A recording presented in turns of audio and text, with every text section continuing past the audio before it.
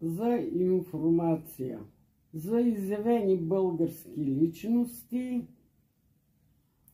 за съдържание на някои списания и публицистика и кулинарни на информация. Кулинарната част във Фейсбук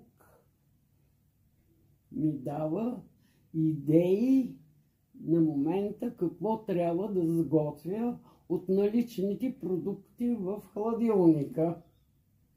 А как го правиш?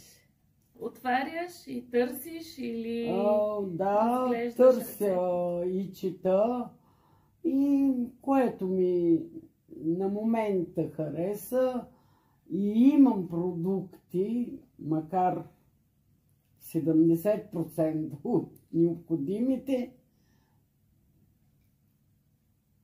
пак импровизирам и готвя.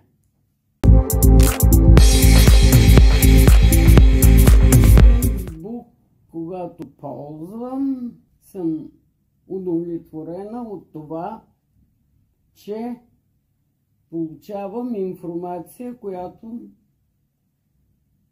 от другаде няма откъде да я получа.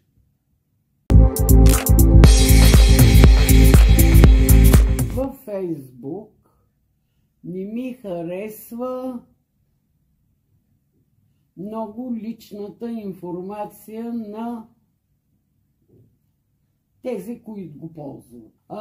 Ми харесват статии, информация, публицистика, която другаде не мога да я срещна.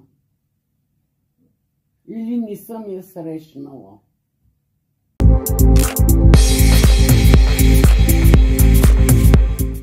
Източник на богата информация.